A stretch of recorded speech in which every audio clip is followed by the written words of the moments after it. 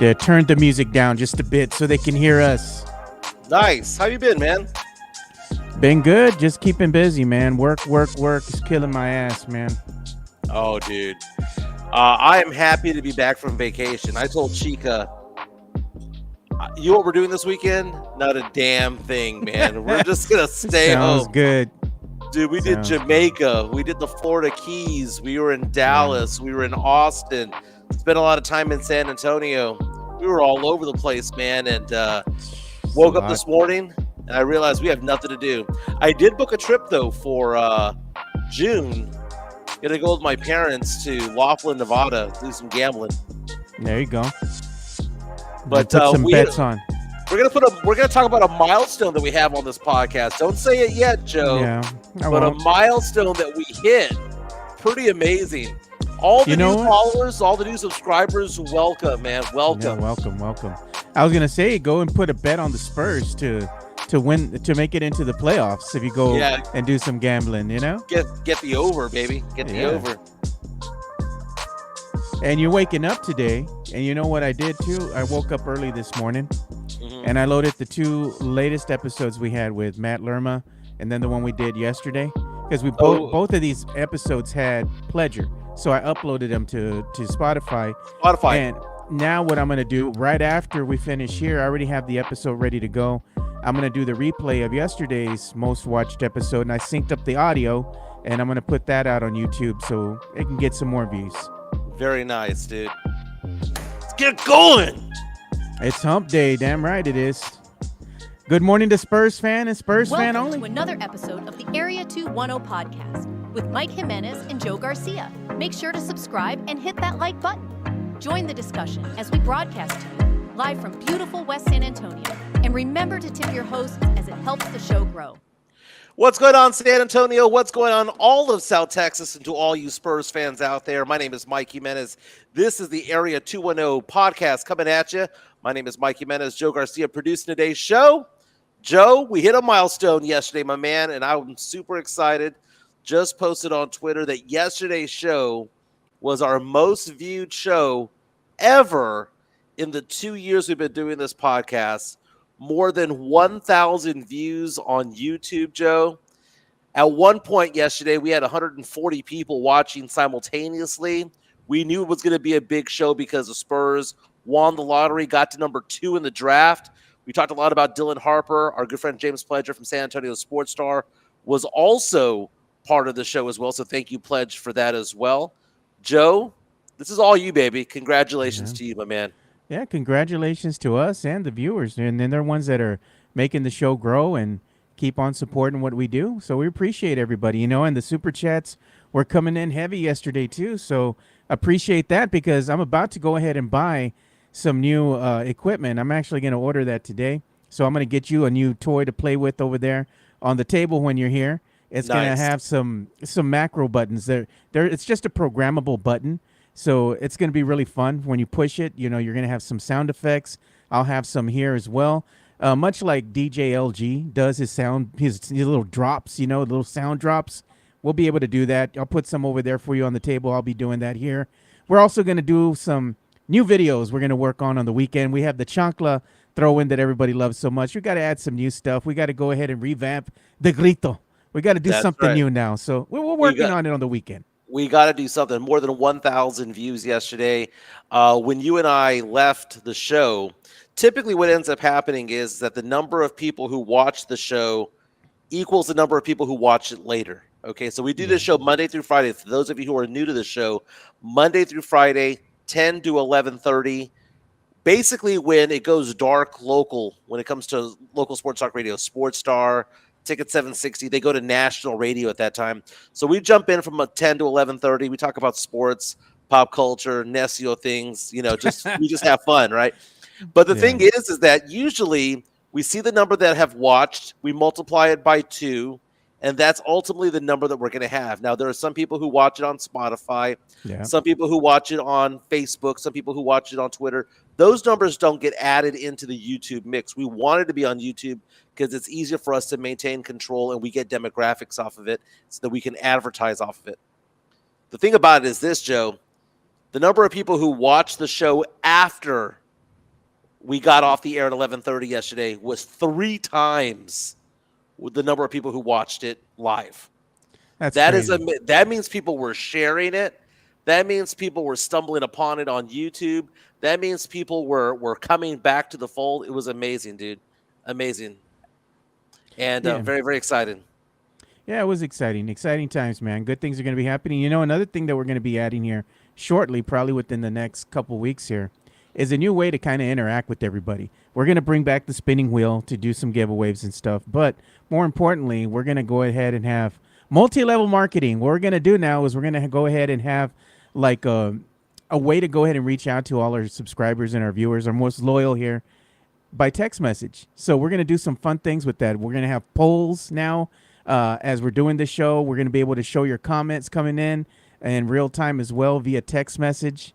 We're going to be able to give you some new merch offerings and maybe some giveaways via text message now. Just a bunch of fun stuff coming up. We're going to be talking with some potential sponsors as well. So got a lot of things happening for the show. I'm calling my shot as well when it comes to it all because we had a draft party last year, and it was very successful over at Pete's place. I think we got to do it again, Joe. I know you have to work and whatnot. Yeah, I do. But I can do that. I can make it happen. Chica can go out there, and we could throw a party for the listeners, the subscribers of our show. How about not some giveaways? We have like 2 tablets. We have 2 $100, what do you call it, gift cards. A slew of other things. I mean, we can give out some stuff over there at the watch party. Why not? We can make it happen. But what's on the docket today, we're going to talk more about the Spurs and the draft, because what happens if the Spurs don't go for Dylan Harper? What if the Spurs trade back? What happens if the Spurs look for a different player and then do decide to draft for the need? Dylan Harper, by far, is the second best prospect in this draft, right? Cooper Flagg, number 1. 1A is Dylan Harper. But behind there is his teammate Ace Bailey. And a lot of people reached out to me on Twitter over the past 24 hours and asked the question, well, why not draft for the positional need that the Spurs have, which is we need a 3, we need a 4. We need somebody who can play that. Instead of a combo guard, a combo forward type of player. We also had some video of Dylan Harper from the combine that we'll show in a minute. Dylan Harper shooting Do threes. we have to? Okay, first of all, Stephon Castle was not a good three-point shooter in college. He shot like 26%, and in the pros shot 30, right? So neither was Sohan either, man. Come on. Well, Sohan was never a shooter. Yeah, no. But the thing is that Dylan Harper shot a little bit more better than 33% as a college player. We're hoping that he gets to 35, 36%. I was looking at his form. I watched a lot of Rutgers games because I knew Ace Bailey and Dylan Harper were playing. And so I watched a good number of Rutgers games over the past few months. And I never really saw Dylan Harper's shot the way that it looked like at the combine, because it was an ugly-looking shot. Now, it wasn't Sohan ugly. It did not have a hitch to it. I don't know if he's working on something new, but we'll show you video of that in a minute. We'll also talk about the fact that a lifetime ban isn't always a lifetime ban, because Pete Rose can enter the Hall of Fame in a few years because of what happened yesterday. Big announcement with Major League Baseball. Not only Pete Rose, but if you're a fan of the movie Field of Dreams, Shoeless Joe Jackson, the movie 8 Men Out about Shoeless Joe Jackson, the 1921 White Sox scandal, the Black Sox scandal? Yeah. He was also now eligible for the Hall of Fame. We'll get into that and why that all happened. Hey, I was going to tell you something too, man, and maybe we'll have this as a topic of discussion sometime during the show. Mm-hmm. Should the NBA consider shortening its season? We've seen some high-level players here go down with injury, early on in the playoffs, 82-game season, and you see the turmoil that it causes when you have your best players go out due to injury. Case in point, Jason Tatum, man, the other day just went down, torn Achilles, had a surgery early yesterday, and hopefully we're wishing him nothing but a speedy recovery. But you hate to see your star players go down like that. But 82 games, I think, is a lot. And then the NBA goes on to go ahead and fine said teams when they do load management to try to rest said players. So you're at a conundrum right here. What do you do? It's just a topic of discussion. Maybe we have time, we can bring it up. But should the NBA shorten its season? That's a great conversation piece. We'll most definitely get into that. We'll also talk about the fact that the Dallas Cowboys, obviously they play on Thanksgiving. That's what America's team does, right? And by the way, I'm a big believer that if they don't win the Super Bowl this year, we need to take away America's team, because you can't go 30 years without a Super Bowl and be called America's team. Sorry, those are the rules that I'm creating. America's But, team. but America's team is going to be playing on Thanksgiving against Kansas City Chiefs and the You're taking Pat the Mahomes. over-under. I'm taking the L for the Cowboys when it comes to that. So we'll talk about that and how the NFL kind of drips on us when it comes to certain things, and Yeah. that's fantastic. But There it is, man. Cowboys and Chiefs, Thanksgiving Day. well, you know what? Let's talk about this a little bit, man, because I saw an article talking about the strength of schedule for the Yeah. upcoming season in the NFL. Do you know who has the hardest schedule in the league? Cowboy. Actually, the New York Giants do. Oh, who cares about the Giants, bro? The New York Giants. So I'm looking at it right now. This is according to Yahoo Sports, and this is based on last year's teams, right? What was the winning percentage if you take all 17 opponents and you take their winning percentage from last year? The Giants are taking on teams that had a combined winning percentage of 0.574. The second hardest is the Bears. The third hardest is the Lions. Then comes the Eagles, and with the fifth hardest schedule, Joe, in the NFL, your Dallas Cowboys. So the Cowboys, who were 7-10 last year, big old injuries to Dak Prescott and whatnot, now have to come in and have the fifth hardest schedule, and part of that schedule is against Patrick Mahomes on Thanksgiving Day, when the Cowboys will lose by 30 to Kansas City. Who do you trust more, Patrick Mahomes or Dakota Rain Prescott? The one that's going into the Hall of Fame, the one that's been to the Super Bowl, the one that's won Super Bowls, the one that's won MVPs. Give me the Kansas City Chiefs. By the way, the easiest schedules in the NFL this year. Easiest schedules, San Francisco 49ers. And look, it's the 49ers Warrior says, let's go Niners.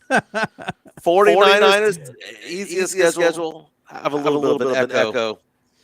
And then goes the Saints, and then the New England Patriots.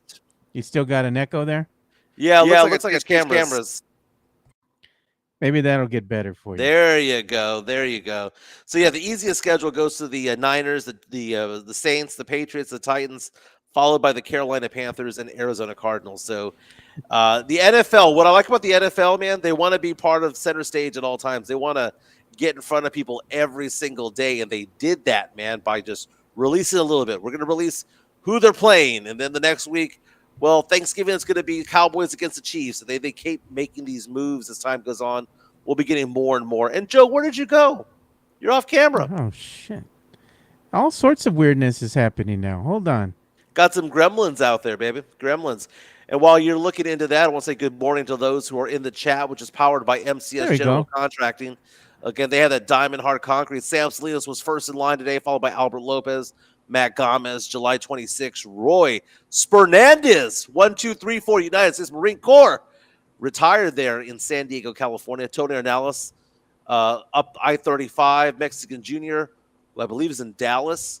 Hooper Flash, JHNSB, a lot of the regulars out here. Tony Ornelas, man.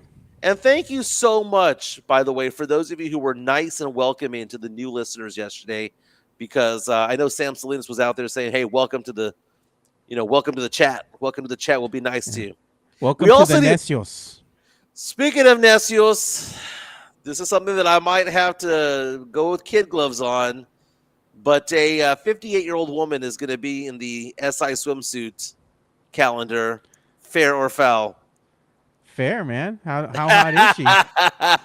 That person is Salma Hayek, by the way. Salma Hayek released photos of her swimsuit edition photos for, I believe it's Sports Illustrated. Which What's I didn't wrong know with Salma, dude? was What's still a wrong with thing. her, dude? She's still a nugget, bro. Come on. Dude, she was amazing in 1997, dude. She's still amazing. If you walk in with Salma on your arm, she'll probably be the hottest girl in that bar, bro. From the neck down, yeah. Oh, come on, Mike. No. You're smoking. You on that BBD this morning, bro. You on that BBD, bro.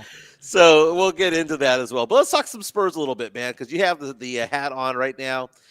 Spurs winning the lottery a couple of nights ago. Again, winning the lottery is moving up. Okay, I know the ultimate winning the big prize was the number 1 pick in the draft. Dallas gonna get that pick. Gonna pick Cooper Flagg. A lot of questions out there because Cooper Flagg obviously was not happy when it all went down. He looked disturbed by it all. He was not excited. Maybe that's his demeanor. I don't know. But everyone was looking at that and have been asking the question, what if he decides that he doesn't want to go to Dallas? Does he have that power, that ability to do so? We saw Shadir Sanders, who fell to the 5th round of the NFL draft, tell certain teams, don't draft me. I don't want to be with you guys. And you've seen in the past in the NFL, Eli Manning did that when it came to not wanting to go to San Diego. In the Forced NBA, his way out. forced his way out.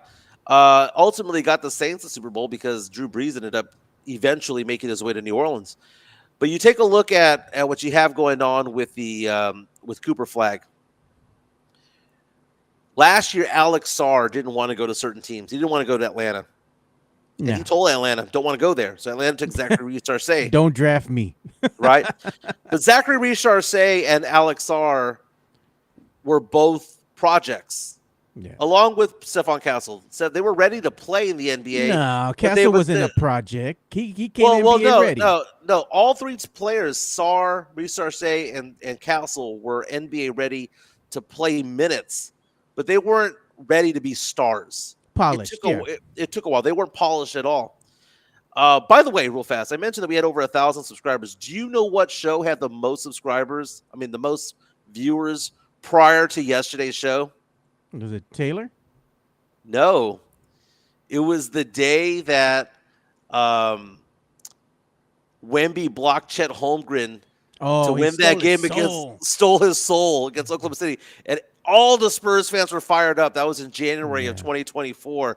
That was the biggest show that we had ever had. So I found that to be funny. But you know what? We're going to have another biggest show because I bet you anything, if the Spurs go into the playoffs next year, Mike, we're going to do a live stream where we're going to round up the crew and we're going to go honking down Commerce, and there's going to be some craziness going on inside the vehicle. Very nice. Speaking of craziness, Alex7173, welcome to the podcast, says, fellas, I made it on time, 7-hour time difference, so it's about, 5 p.m. over there. It says, here in Italy for the honeymoon, woke up to the good news that we have the number 2 pick. Yes, Alex, sir. Congratulations on your marriage. Do us all a favor, turn off the podcast, go hook up with the missus, dude. you know, show her that Italian sausage. You know what I'm saying? Yeah, just go out the balcony, bend her over, bro.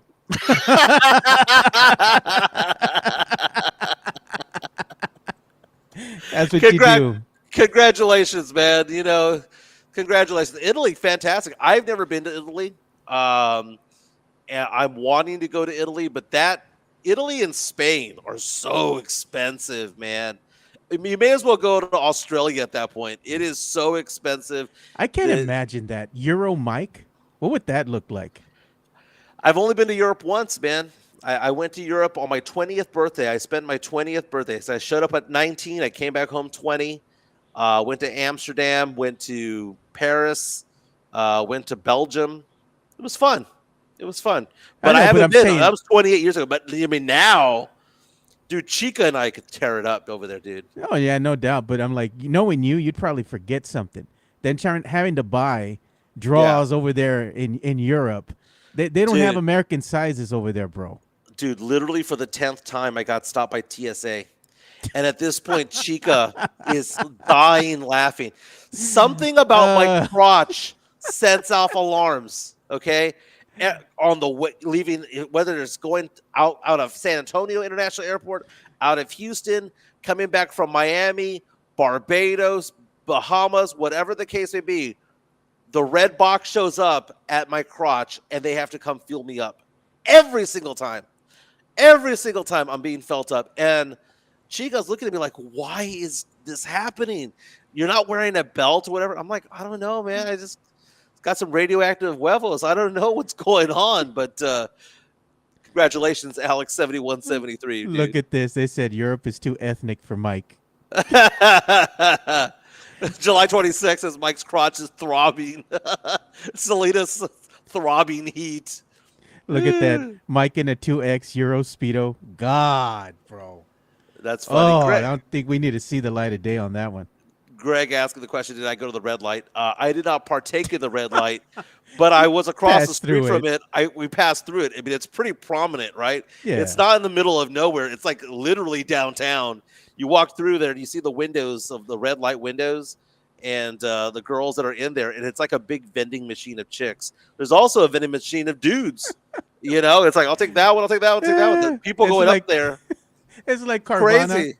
Carvana, the vending machine.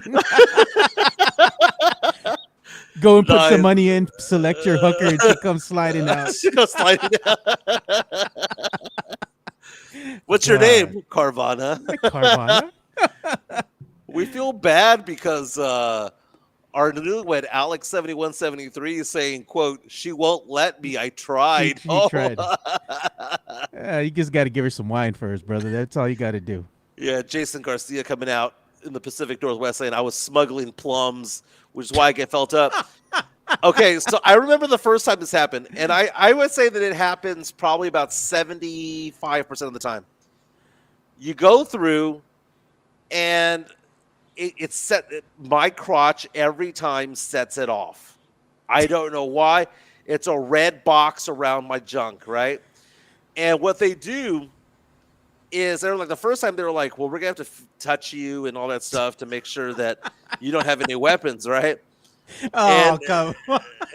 And the first time they moved me off to the corner, they're like, sir, do you care if it's a man or a woman who does this? Do you care? Jeez. And all that stuff. And at this point, the first couple of times I was embarrassed and I just went off to the side behind like a partition and they did their job, right?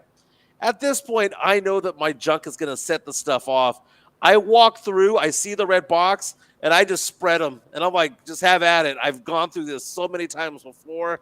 And Chica's like, well, it's because you're dark. Maybe they think you're Middle Eastern. Maybe they think I'm like, with this accent? Come on, man. And look at But, Jason Garcia. Did you ask for eye contact? Do you mind if I lick my lips while you're doing this? You know what's funny is that I talk with Chica, right? And I tell her about the stories you say, right? And I said, I like it how you kind of cook Mike a little bit. And she goes, oh, yeah, the embellisher is what she calls you. And I start Yeah. laughing at it. When you're saying a story and we're there with Chica and you're like, oh, yeah, this really happened. And she says, slyly, you know, she just smiles and then she looks over at me and she's like, the embellisher. Well, okay. So we'll talk about that a little bit because Matt Lerma is saying that this is a classic tall tale. Dude, Chica and I travel a lot. She knows that I'm going to take forever at TSA because I set off the alarms every time. And it's always my crotch. It's never my chest. It's never my pockets. It's always my crotch. And they come by and they do it. And it's so freaking funny, dude. We have a super chat coming in. They want to talk sports. We got a super chat coming in from Grandmaster. Grandmaster Chota says, Yeah. not word regarding the second pick. It's getting dealt. Sleeper team is Portland. We get 11 and 14 and get Denny, possibly Kamara, and draft Rasheer Fleming. This sounds like are you sure you're not Eric Salinas? Because Eric Salinas has been all over Spurs Twitter talking about Rasheer Fleming, who, by the way, very good player from St. Joseph's. I mean, very, very, very athletic player if you trust a player who played in a smaller league.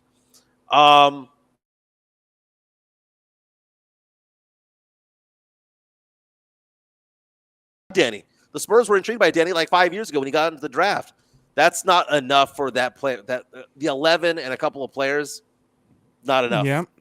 You know, I had also asked the question too, because I posted that our two new episodes on Spotify, and the latest one has a poll to it, and I said, should the Spurs go ahead and trade that second pick for Giannis? And I asked the question, it's either yes, trade for Giannis or keep the pick. And the more I think about it, Mike, why should the Spurs have to go ahead and make any trades right now that they have that number 2 pick? I know that other teams might be calling, because if you have the number 1 or number 2 pick, right, overall, that's highly coveted. And teams are going to be making offers. I'm sure the Spurs are going to entertain them. But at the end of the day, this is a pivotal moment in Spurs history. Getting that second pick after you've already had the number 4, you had the number 1, you have back-to-back Rookie of the Years. If you trade for Giannis, you will have to give up some capital that will probably hurt. And you have to think of it this way. At the end of the day, Castle might be in that trade package. Spurs fans can't say, oh, no, he's absolutely off limits. They're all tradable assets, including Wemby, except that the Spurs aren't going to want to trade Wemby. And if they ever do, the asking price, I'm sure, will be high. But necessarily, the Spurs don't have to make any moves. They could stand pat, keep that pick, and not draft Giannis. And you have a 2, you have a 14 and 38. I think the team's in good shape. Like I said, you go out and you keep what you got. You go out there in the offseason, you go ahead and get some veteran pieces to kind of support the cast already, and this is a playoff-bound team. You know, it's interesting because I had a different take on this 72 hours ago. I was with Chris Leha in the belief of F them picks, right? Yeah. But when you get the number 2 pick, suddenly the Spurs are becoming built, not bought. And that was what the original saying when the Spurs had that run from 98 to 2015, the Tim Duncan years, drafting Duncan in the first round, drafting Parker, drafting Ginobili, and it was built, not bought. We got pieces elsewhere. We had David Robinson, who we drafted, Sean Elliott, who we drafted back in the day. But it felt like you couldn't do that again. But when the Spurs got the number 1 overall pick 2 years ago and got Wemby, we got the centerpiece. And then we got a back-to-back Rookie of the Year in Stephon Castle. And then we win the lottery again and move up to number 2 to potentially get a Dylan Harper or maybe an Ace Bailey. You look at that, Joe. The Spurs now have the ability to say, wait a minute, we don't have to buy this. We don't need to get a super team together because getting that Giannis pick is going to cost more than the draft capital. It's going to cost salary cap space. It's going to cost the inability to re-sign certain players. It's going to cost the inability to bring other free agents in. And I was part of the whole let's buy this chip a few days ago. But when the ping pong balls went this direction and the Spurs got it at number 2, it changes everything. That is not a flip-flop. That is just going with what the new information that's available. The number 2 pick changed everything. Right. And we have a comment here from Beetlejuice, Chris Leha. Say my name and I will appear. F them picks. Y'all want some kid that hasn't done anything in the league or some old dude in KD when Giannis is there in his prime. I get that. But here's the thing. You could have said the same thing about, I don't know, Paul George. Paul George, who was a top 10 player in the league. He got dealt for a guy named Shai Gilgeous-Alexander, who was a all-NBA rookie first-team guy. And actually, Gilgeous-Alexander was a second-team all-NBA. Luka was the starting point guard on the all-rookie team that year. But you look at it, and I was part of what Leha was saying. F them picks. Just 72 hours ago, man. But Dylan Harper is a very, very good player. Now, the weird thing is that the last 4 or 5 number 2 players that have been picked in the draft have been pretty good. They've been all right. But it's been a while since we've seen a John Morant. But this is a strong draft, Joe. This is a guy that would have gone number 1 in the draft last year. Not with Wemby, but by far he would have been the first pick. But Jonathan Givony of The Athletic and released some video from yesterday from the Combine. And Jonathan Givony. This is Dylan Harper. Yeah. Dylan Harper shooting threes. He looked to be changing his way of doing things. By the way, Givony's with ESPN. They're going in. He was a 33.3% shooter in college, and they have him do essentially what 3-point competition. They give him 5 balls, but instead of having it on the rack, they're passing it to him, right? So it's catch and shoot. He's a 40% catch and shoot kind of guy from 3. He can catch. He can knock him down. Again, overall 33%, which was higher than what Castle had as a freshman over at UConn. That's a little bit more than all right, Mike. That's better than Sohan out there beyond the arc. Yes, it doesn't look like a broken shot. The weird thing is, Joe, here's the thing. He's left-handed.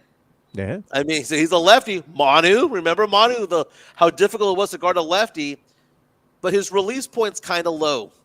And I wonder if they're going to change that because it should be 2 or 3 inches higher than where it is right there. He gets low to the ground. I mean, it's not Sean Marion low, where Sean Marion was basically shooting it from his stomach. But this is something to keep an eye on, because I mean, it's one thing to have a low release point, but at least it's going in, right, Joe? At least it is, man. I mean, he looks better out there than Sohan. And you know what? Somebody had said the same thing, and I was thinking it. If the Spurs at 14 or the 38th pick, they might be able to go ahead and pick Sohan's replacement. Let's be honest. Right. So Jason Garcia is like, wait a minute, he's a lefty on our stream over here. Yeah, he's left-handed. You know, so that makes things a little bit difficult for opposing players, because opposing players aren't used to seeing a left-handed point guard or a left-handed combo guard. He got measured at 6'4.5". They said that he grew half an inch in the last year. His dad is Ron Harper, who is a 5-time NBA champion, who started as point guard for 5 NBA championship teams, 3 with Jordan's Bulls and 2 with Kobe and Shaq with the Lakers. His mom was also a basketball player as well. So you take a look at it, the pedigrees there. His brother plays in the league. There's pedigree when it comes to it all. 5-star recruit coming out of high school, New Jersey Player of the Year, stayed in state to play with Rutgers. And look, it's Safe Space Invaders saying another small guard. Awesome. But at the end of the day, think of it this way. You need bucket getters. You need people that can shoot the ball on the perimeter. Right now, the Spurs haven't really been known for that. They don't have consistent shooters, right? People that can consistently knock down an open three, knock down an open jumper. If you can go ahead and bring somebody in at 2 and at 14, and even though it might be a shooting guard, small forward, power forward kind of thing, combo guard, and they can go ahead and space the floor well by shooting the ball at a healthy clip, that opens up the game for everybody at the end of the day. And that's exactly what you need. And at 6'5", let's say 6'4.5", 6'5", 6'6" with shoes, is that really a small guard? I mean, Magic Johnson was 6'9", but that was an anomaly. Not all guards are 6'9". Most guards are in the range of 6'1" to 6'6". That's where Castle's at right now, right? What was Trey Jones when we had him here? Barely 6 foot, maybe 6'1". You know, right. He was a small guard. I mean, go ahead. Well, Matt Laramie has a super chat that came in, $2 super chat. Thank you so much for the go ahead and show that. For the donation there. It says, I need Mike to cool it with the Manu comparisons. It's hard to compare somebody to Manu, because Manu was a one-of-a-kind type of player, right? The flash, the style, the substance that he had there. So I'm not going to compare him when it comes to the heart and the desire that Manu had, right? Because that was an elite level, and I don't know if Dylan Harper has that. But you ask, what are the comparisons to Manu? Well, he's left-handed. Secondly, remember Manu back in the day? Long-haired Manu could finish a dunk, and would not be afraid to go in against over the trees and throw it down. He has that, right? And Manu, the long-haired Manu, also had the nutmeg down pat. Yeah, Manu had mad handles. You know what? If anybody in this draft has the best handles, it's Dylan Harper. Right? So he's got the mad handles that Manu had. He's left-handed like Manu. He finishes drives like Manu. I don't know if he has the heart or the fire or the passion that Manu does, because, again, who does? But there's a lot of things that are more similar than not. And for those who say that 34.5% is not good from 3 for college it's actually okay. Okay? Because what did we see? We saw about a 4% improvement from Stephon Castle going from college to pros. Yeah. So if you get a 2 or 3% percentage increase and he's shooting 36%, that's a good play. That's a good player to have, man. Yeah. The thing is with comparisons to Manu is I understand, like Chris Leha was saying, you're all comparing this kid. He hasn't done nothing. He was kind of going on here. Said the kid hasn't done jack shit in the NBA to be compared to NBA grades. Stop con la mierda is what he's saying. But at the end of the day, we really don't know what the kid can do. We know what he looks like right now at the combine. Let's go ahead and see what he looks like in the context of a real NBA season out there on the court playing against men. Because when you're in college ball, it's totally different. The game doesn't move as fast, and you don't have let's say, the high level player, the high level talent that you have at the NBA level. And let's see how the game comes to him. He's going to have a learning curve, no doubt. A couple of months there. Same thing happened with Castle, but his learning curve was shortened because he was saying, even in preseason, how the game was kind of slowing down for him already, and that was evident when the season started. And to correct myself, Castle did not improve by 4% from three from college to the pros. He improved by about 2%. So 2% for Dylan Harper would be around 35, 36%, which is where you want to be anyway. Yeah. The idea that they've never played a game, so you got to settle down, has no bearing on anything. That line of thinking makes absolutely no sense to me. So you're saying Chris Leha makes no sense? Well, what I'm saying is that there are those who evaluate players and they give certain beliefs. Now there are going to be some busts out there. It happens all the time, right? Oh, yeah. There's always going to be a bust out there. There's bad drafts. There's good drafts. Who can forget the debacle with Darko Milicic back in 2003? You had LeBron James go 1, Darko 2. Then he had Dwayne Wade, Chris Bosh, right in there. By the way, speaking of Dwayne Wade, guess the player comparison Dylan Harper gets? Jonathan Givony of ESPN. His player comparison is Dwayne Wade. All right. But the reason for that is that they're not saying that they are Dwayne Wade yet. What they're saying is that they are on the same trend line as that. Give you an example. Shai Gilgeous-Alexander and Stephon Castle have a very similar trend line, right? Both were mentored by Chris Paul. Both came in and shot around the same way as a rookie. It's funny that you see this trend line. You knew that LeBron was going to be great when he got into the league. You knew that Wemby was going to be an all-star. You knew certain things. The belief is that there's a 1 and 1A in this draft. That 1 is Cooper Flagg. That 1A is Dylan Harper. And then everybody else is below that. And that's the hard part as Spurs fans is the Spurs are not good enough to draft for need. If it was a draft for need, you know what? This is a test for Brian Wright because it would have been so easy for Brian Wright to have the no-brainer pick. The no-brainer pick of we got the 3rd pick in the draft or we got the 1st pick in the draft, right? Those are the 2 no-brainer picks, right? Number 1, you get Cooper Flagg. Number 3, you get Ace Bailey, right? Because you're like, Cooper Flagg's gone, Dylan Harper's gone. We're going to get the best big guy that's there or best combo 4 that's there. We're going to go get Ace Bailey. It makes sense. It makes perfect sense to believe that Ace Bailey would fit. And don't get me wrong, if for some reason he does that, I will buy into it. But if you're going strictly by who is the best player on the board, all 32 teams in the NBA, guess what, Joe? All 30 teams in the NBA, rather. All 30, guess who they have as the number 2 player in the draft? Dylan Harper. Yeah. Every single one of them. Every mock draft as well has Harper. Isn't that weird? Yeah. Universal across the board. So this wasn't a draft of Cooper Flagg and a bunch of others. Like that it was like that with Wemby, right? It was Wemby and then everybody else. Everybody else, right? Yeah. Could have been Scoot Henderson. Yeah, it could have been whomever, Oscar Thompson, Amen Thompson, whomever from that draft. It was Wemby and everybody else. Here it is Flagg and Harper, and then 3 through 7 is beauty is in the eye of the beholder. If you need an Ace Bailey, you go get Ace Bailey. You get Trey Johnson, you get Trey Johnson. If you want to go get Con Knipple, you want to go get VJ Edgecombe, it's beauty in the eye of the beholder at that point. But position-wise, the Spurs need Ace Bailey. It's just, are you going to go get Ace? Are you going to go get Chris Bosh? Because you need a big guy when Dwayne Wade's on the board. Yeah. Hey, we do have an incoming super chat here, by the way. We got it addressed by Tony Ornelas. Tony, thank you so much. He's been one of our most avid listeners here. We appreciate you. He says, happy with Bailey, but I feel Harper is special. Yeah. Tony, thank you so much for the support, man. And like I said, daily support when it comes to you. And thank you so much.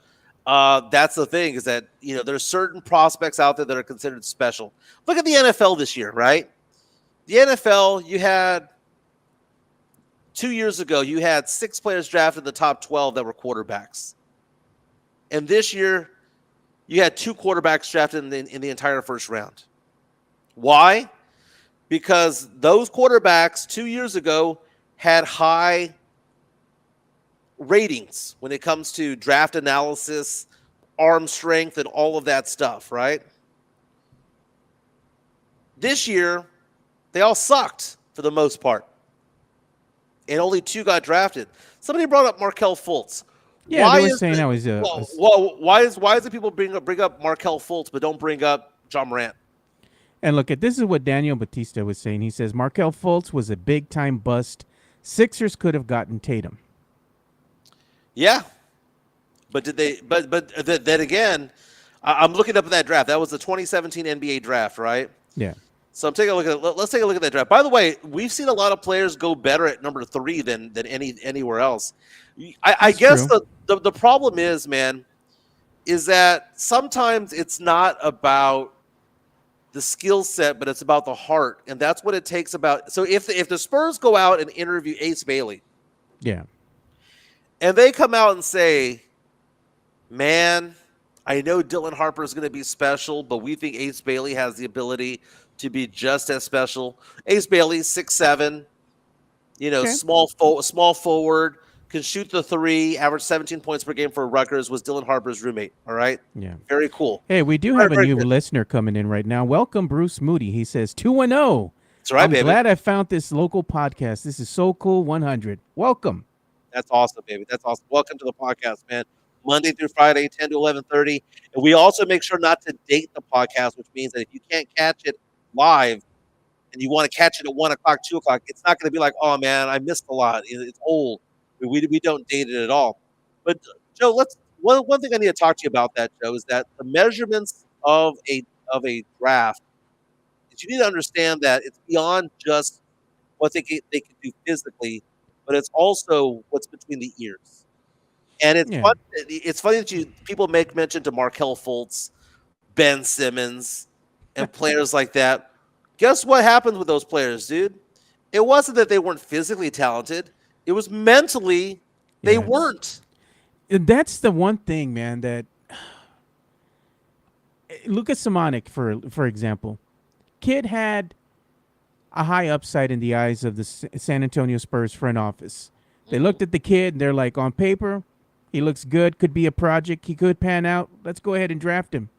Kid had the talent. The problem with him is it was in between the ears. It's the mental aspect of things. Same thing happened with one Lonnie Walker. Mm-hmm. Great off-the-charts athleticism. Just couldn't put it together because it was a mental issue. He left the Spurs, went on to go and play with the Nets, went to play on with the Lakers. And now I think he was with the Sixers this coming season or this season. But the problem is that that's one thing that is stifling to the growth of said player. Especially with the talent that Ben Simmons had. He wasn't known for shooting, but he didn't really have to shoot because he would play great defense. He would do all the other little things that you needed a teammate to do. But the problem with him, it's all between the ears, man, because he became a pariah in the locker room in the detriment to whatever team he went to. So now I think that because of that, his time in the NBA might be nigh. He might not sniff a court again, Got breaking news. Tim McMahon of ESPN saying that the Dallas Mavericks say they will not trade the number 1 overall pick that they're drafting Flag. So according to ESPN, Dallas is shooting down every single offer. They've made it known that they're going to draft Cooper Flag out of Duke. Tony Ornella says on our YouTube stream, which by the way is powered by MCS General Contracting for all your concrete placement needs, says, I feel Harper is special, but then I think, what if Ace Bailey is the next Kawhi and stays with the Spurs long term? Damn the pressure of being a GM. Can't go wrong with either Harper or Bailey. Thank you so much for the comment, Tony. The thing about it is this. We talk about what's in between the ears, right? Yeah. Do you think Dylan Harper is going to have an issue with what's between the ears when his dad is Ron Harper, who played 15 seasons in the NBA, had 5 championships? Do you think that his mom, who played professional basketball herself, and his brother, who plays basketball himself, and Ron Harper, who played with Jordan, Pippen, Kobe, and Shaq, who was also an assistant head coach in the NBA with the Detroit Pistons, Do you think Dylan Harper is going to have an issue with what's between his ears? I don't. No, I think the kid is. It's in his DNA, right? The NBA is in his DNA. He comes from a great pedigree, not only from his mom but also from his dad.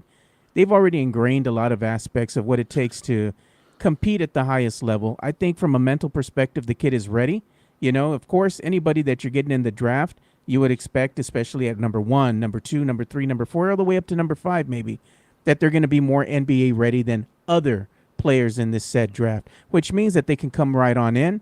They're going to need a little bit of polish, a learning curve right there. But once they figure things out, hopefully you're going to see them flourish, much like we saw Castle. I think it's not out of the realm of possibility that if the Spurs go ahead and draft Harper at number 2, they're going to have something that hasn't happened in quite some time. They're going to have 3 Rookie of the Year contentions. They could if he gets the minutes. If he gets the minutes, yeah. If he gets the minutes. Jonathan Givani of ESPN, we showed earlier the video of Dylan Harper. Let's show some video of Ace Bailey, because Ace Bailey is a very talented player, also played for Rutgers. Oddly enough, these guys... I got this right now, too, and I'm going to show this to you as well. They got the Cooper flag over here shooting threes. Yeah. How do you think his shot looks? Oh, it's beautiful. Look at that. He's considered to be his player comparison is oddly enough Scottie Pippen. Is the player comparison that he has. Yeah, I'll go ahead and look for Ace Bailey right now. Yeah, but Ace Bailey, just to kind of give you a background, played 30 games last year for the for Rutgers. Averaged 17.6 points, 7.2 rebounds, 1.3 assists. The guy has a pretty accurate shooting motion. Shot 46% from the field, 34.6% from 3. So he shot about a percentage point better, 1.3% better than Dylan Harper. He's a very fluid player. I mean, he glides on the court. You can see how he's taking the ball and doing step up, spot up threes. So he's doing the 3 shot differently than Dylan Harper. Dylan Harper was catch and shoot, catch and shoot, catch and shoot. He's like, hey, I want to catch it in a momentum, on the run and shoot it. That's Dylan Harper there. Very nice, man. Yeah, people like Mexican Jr. saying his dad doesn't mean anything. Is Bronny destined for greatness? No, he's not. I am absolutely Mexican Jr. Thank you so much for watching this show. So I don't want you to think that I'm mad at you, okay? But I am mad at that argument, okay? Because Bronny James was never considered to be a 5-star athlete. He was not. Bronny James was a guy who averaged 5 points per game in college, was somebody who was a 3-star recruit. He was not a 5-star recruit. He was not the high school basketball player of the year for any state, which Dylan Harper was in New Jersey. Dylan Harper was a 5-star recruit all the way through, okay? Bronny James is 7 inches shorter than his dad. So you got to put it all into full context when it comes to it all. And I like what Tavarius says. The Spurs have to model after the Pacers. And you know what? Things have changed. Things have changed. Before the draft, if the Spurs were picking 9 and 14, F them picks. Move them on out. Move them on out. Just come get the star. Get a 2-year window for Wemby. Yeah. But now that we have Dylan Harper coming to the Spurs or Ace Bailey coming to the Spurs, you know what? Trade that 14 pick. Get a swap and another first rounder down the road in 2033. F them picks. And we'll have 2 first rounders when we move into Project Marvel in the 2030s. Well, you know what the word on the street is? If you say F them picks 3 times, Chris Leja shows up just like Beetlejuice. And I was gonna say this as well, Mike. The one thing that I get a little bit not angry with, but annoyed with, is the faction of Spurs fan that still hangs on to the old moniker, built, not brought. You can't say that nowadays because the Spurs don't have that luxury of having 3 Hall of Famers or 4 Hall of Famers on the team at any one given point in time. Right now there's still a team that's trying to find their identity. Hopefully they can stay healthy and make the playoffs, but that was years ago. Now you have to go ahead and buy your player, because whether you draft them, you put time and energy and effort into developing said player. When their contract comes a calling, you got to pay them. So now Right. teams are built, or not built, they're bought. You have to buy your players because if not, they're going to go off and play on another team. Well, I mean, some are hybrids. Look at the Boston Celtics. They drafted Jason Tatum. They drafted Jaylen Brown. But then they also brought in Derek White and Porzingis, and they brought in Horford and Drew Holiday and all these players over the years, right? You look at even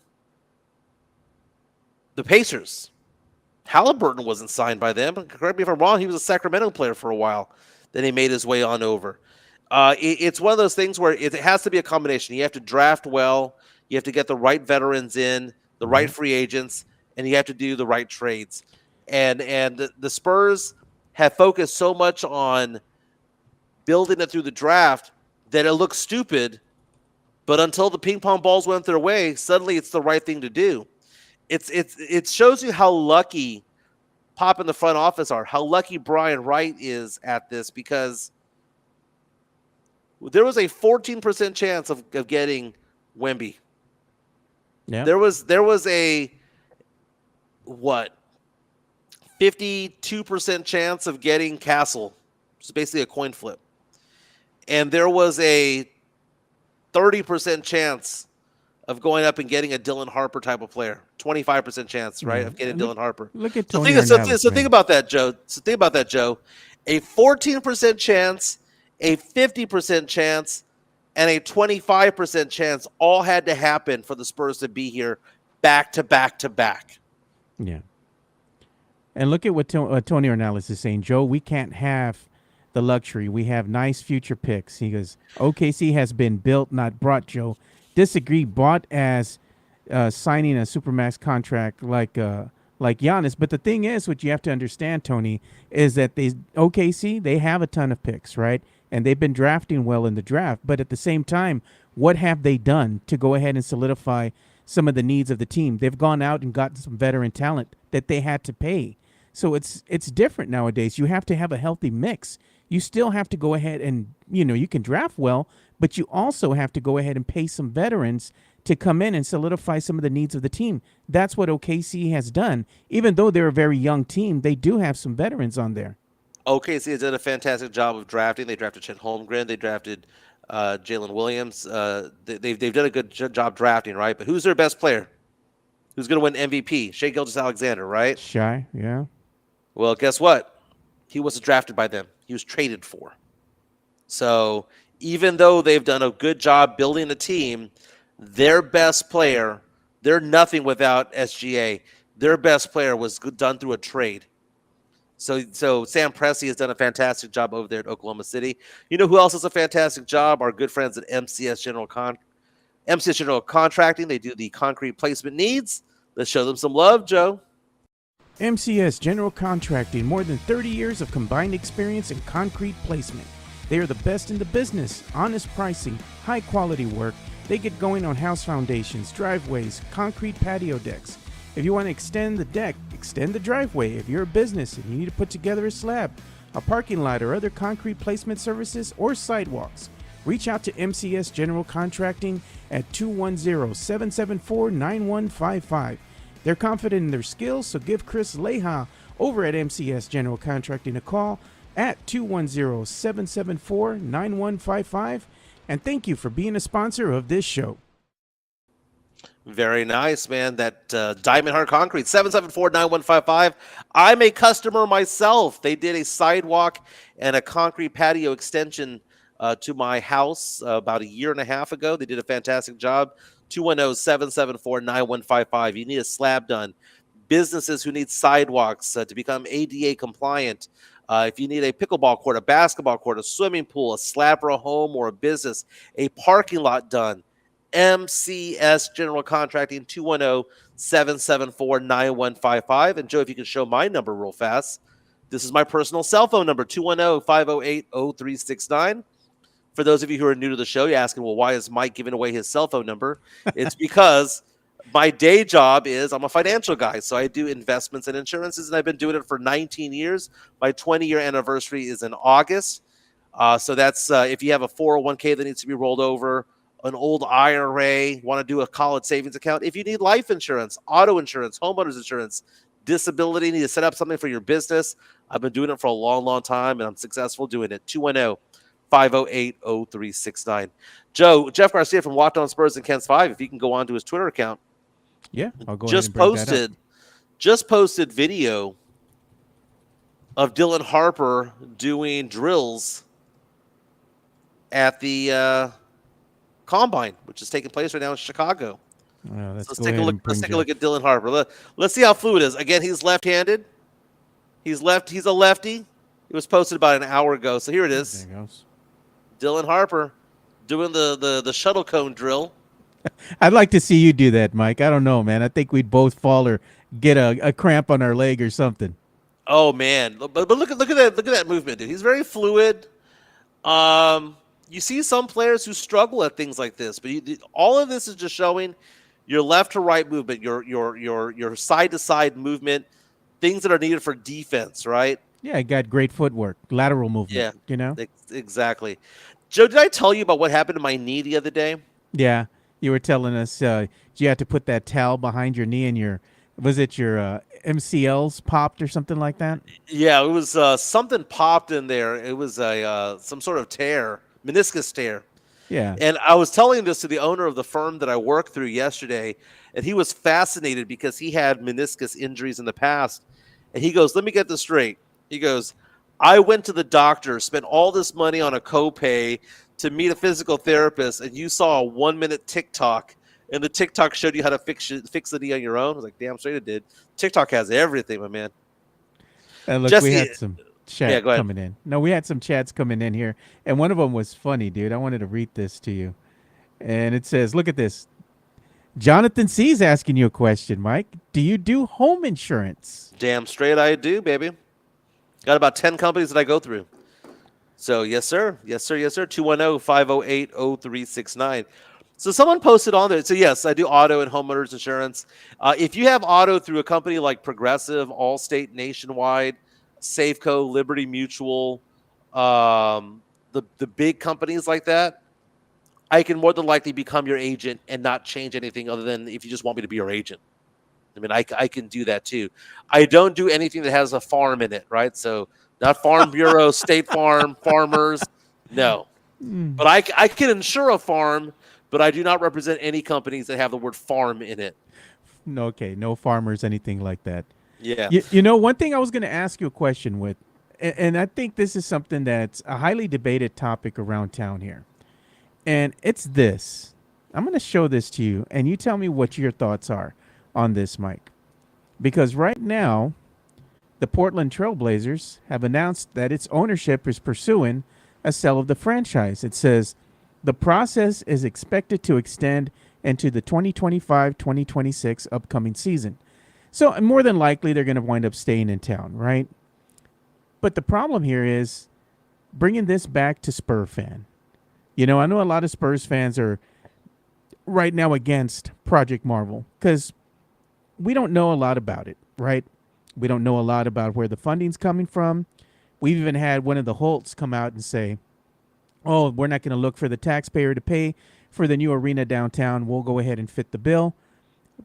But that's just one aspect of it. You still have the other facilities that are going to be built alongside the new Spurs arena downtown. There's still a lot of questions there. But the question that I pose is, NBA arenas have a lifespan, about 29 to 30 years. And that's just the cost of having a professional sports franchise in your city. Spurs fan right now, I think, is a little bit, let's say, jaded because the Spurs have been losing for the last 6 or 7 seasons, right? Haven't gone to the playoffs, haven't really given the city much to get excited about.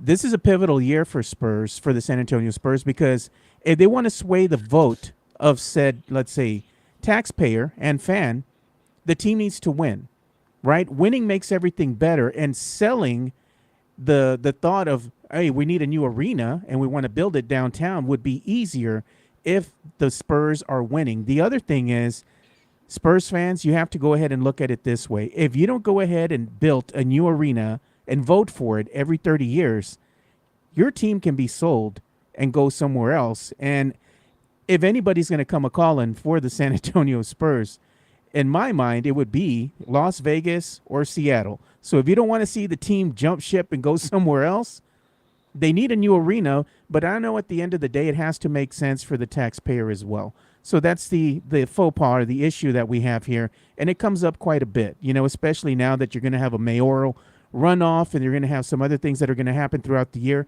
I'm sure at some point Project Marvel is going to be on the docket. So this is something that is near and dear to the heart of Spurs fan. Do you want to see the team leave because you don't want to give them a new arena? Or what's the cost going to really be, Mike, at the end of the day for a new arena downtown? Well, the thing is that, you're saying we need to have a winning team to make that happen. Project Marvel is going to take 5 or 6 or 7 years to make happen, Yeah. right? So you don't know where we're going to be. We start talking about how Brian Wright's trading for players that are going to be in 7th grade right now. In 2032, they might come and be on the team. Well, that's when Project Marvel is going to take hold, right? We'll be on the downslope of Wemby's career by the time Project Marvel is done with, right? It's going to cost money. The Trailblazers are being sold because Paul Allen died a handful of years ago. Paul Allen was the co-founder, along with Bill Gates, of Microsoft. He died. His family took over it, and they have to get rid of the team. So they're not selling for the point of just because. It's because Paul Allen died, I cannot imagine San Antonio without the Spurs. And a lot of people got pissed off at me on Twitter when I said, oh, so you don't want Project Marvel? You want San Antonio to become Big Laredo? Because all San Antonio is without the Spurs is Laredo with a Riverwalk. Always have to go ahead and poke the valley, man. At least we got better tacos than Laredo. Laredo tacos are good. God. Laredo tacos are good. But San Antonio is top tier. But no, I mean, imagine San Antonio without the Spurs. The city would just basically die. Like the first death that the city of San Antonio had was in the 90s when Kelly Air Force Base went under. That was brutal, man. Mm-hmm. And I was working. I was working for Kelly at the time that happened, and I remember watching this on closed circuit TV, right? Mm-hmm. And they were showing, because it was like a military TV, right? Broadcasting, and they were kind of talking about things behind the scenes, and one of those things was base closings, and we were seeing it unfold in real time at the time, because it was coming over and it being broadcast over closed circuit TV, and we're waiting there, and it's like Kelly Air Force's base name came up as a base that was going to close, and immediately the room was just like a collective sigh, because they knew what was coming. And sure enough, over that year, they were preparing us, telling us, hey man, we're going to go ahead and have job fairs, things like that. You have to get debriefed as you're going to exit, because they're trying to get everybody jobs as the base is preparing to close. And it was just a sad time overall, because Kelly had a dramatic impact, not only in the community, but also because of the jobs that it brought, right? Everybody looked to it as Military USA, and it had a big impact here within the community itself. And that's the same thing that's happening with the Spurs. They have a big impact in the community itself because they do a lot of good things for the community, but more importantly, they're only professional sports franchise that we have in town. Jonathan, see, I mean, that thank you for bringing all that up, man, because like you said, you worked there and you experienced that. My dad lost his job over there. He was offered a position at Tinker Air Force Base in Oklahoma, but he said no. But yeah, that was a big gut punch to the city of San Antonio. Spurs lose. The city of San Antonio loses the Spurs, man. You just revenue alone. Dig a 6-foot hole and lower the whole city into the ground. Jonathan C. says he used to live outside the base at the old officers' townhouse, the Billy Mitchell Apartments. Oh, I remember those, man. They had the bowling alley right next door to them, Yeah. down the street. That was So pretty cool. that was military housing at the time, right there behind Billy Mitchell and all that, because my aunt used to live there as well. They're dilapidated now, like they were all like, it was a red brick. And it was red brick, and it was like little apartment homes that they had there, and they all looked the same. It was a uniformed appearance, but I know exactly what he's saying. We're seeing Jesse A saying the Spurs have a monopoly and don't want any other sports in town. Dude, Joe Reinagel. This is true.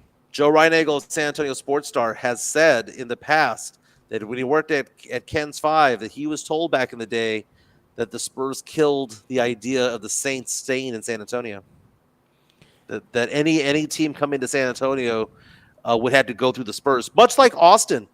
Why are the Spurs not going to Austin? It's because UT won't allow it. UT's not going to allow that to happen.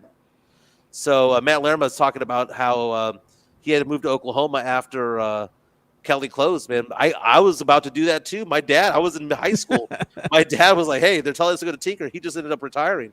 That's what I think a lot of people don't understand. At the closing of Kelly Air Force Base had an influx of people moving from San Antonio, and they had to go to Oklahoma if they wanted to continue working for the federal government, because a lot of them had security clearance, so you have a security clearance, you have a clearance costs a lot of money for one. Then two, you want to go ahead and still keep the pay that you're getting. You still kind of want to live that same kind of lifestyle. Oklahoma's still going to be that because of the cost of living. So that's why a lot of people upped and moved. Now, Joey Noriega reaches out and says, "At least we got the Techport and Boeing Center." It was beyond Kelly, but also Brooks Air Force Base also pretty much shut down as well. Shut down, yeah.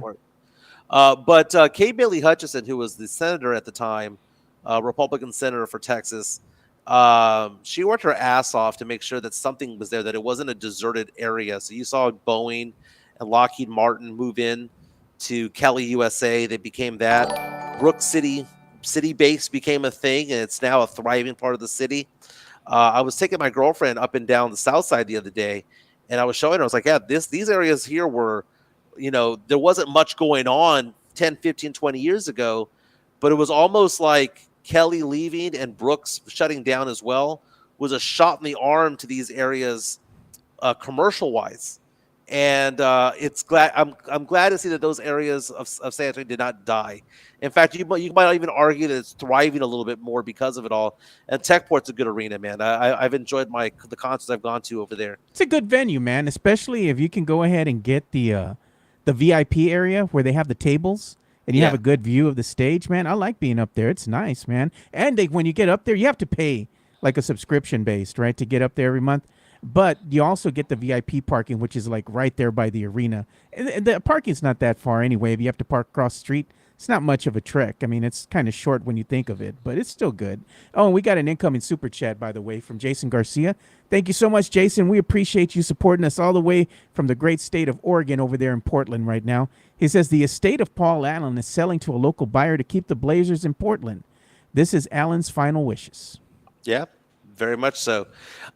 We got a message from Tony Arnalis earlier, and it was a message basically saying that, and this is something that he sent us through social media. People who are saying that the draft lottery is rigged for whatever reason. The conspiracist. And it was saying that there have been 4 drafts that have had teams go number 1 overall that had a suspicious or controversial trade mid-season or the season before. So it says LeBron signs with the Heat, Cavs won the lottery. Chris Paul traded to the Clippers, Pelicans won the lottery. Anthony Davis traded to the Lakers, Pelicans won the lottery. Luka Doncic traded to the Lakers, Mavericks won the lottery. It's basically saying just connect the dots. If there's a controversial or very questionable trade, that team typically wins the lottery that year. But again, everyone would have to be in on it. And all the teams are witnessing what's going on. By the way, it was I saw on ESPN, they said that that when the ping pong balls come out, and they actually showed the ping pong balls later on, like here was a review. If it's a low number, it's going to go closer to form, where a team that is supposed to be 1, 2, 3, or 4 that had the worst records comes out, right? But apparently the first ball that came out was a 14, which means that it's swinging towards the teams that are not supposed to win. Yeah. And apparently the second number that popped up was an 11.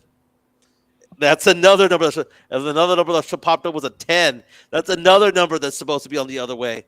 And what ended up happening was the only combinations that were left were the Dallas Mavericks, and I believe it was the Washington Wizards were the only 2 teams remaining, and it came up as Dallas.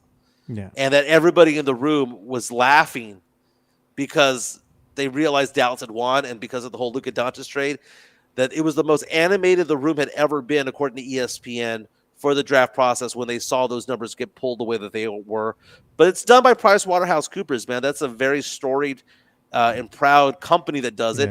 You have all the representatives from all the different teams that are there, so it is not a scandal. But what was a scandal was back in 1919, the Chicago Black Sox. Oh, you liked that, didn't you? You like that? Rob Thompson of San Antonio Sports Star, ESPN SA back in the day would go, Michael always has the good segues. The scandal back in 1919 was the Chicago Black Sox, and you saw Shoeless Joe Jackson. He got banned along with 7 other White Sox players for quote-unquote throwing the World Series. Shoeless Joe Jackson batted .375 in that series and hit the only home run for the team. So it didn't appear as though he was throwing the World Series, but he took the money from gamblers. He took like $5,000 in those dollars, right? So that's a lot of money now. But man, he got banned for life. And then famously that turned into a movie down the road, 8 Men Out. And then also he was alluded to, who was it that played him on Field of Dreams? It was Ray Liotta who played him in Field of Dreams. Well, Shoeless Joe Jackson is now eligible for the Hall of Fame because yesterday Major League Baseball made the announcement that they're going to lift the lifetime bans of several players, Shoeless Joe Jackson being one of them. But the big headliner is Pete Rose is now eligible to go into the Hall of Fame posthumously because he's already passed away. Isn't that something, though? Why wouldn't you want to go ahead and have those said players reinstated? You know, and the thing is, like Pete Rose, for example, okay, he was betting and all that, but betting has become so prevalent over the last couple of years. Everybody's doing that now. You have DraftKings, FanDuel, you know, anything else coming out alongside the telecast as sponsors. You're seeing their logos flashed across the bottom of the ticker and whatnot. And you've banned Pete Rose because he bet notoriously against his own team. I get that.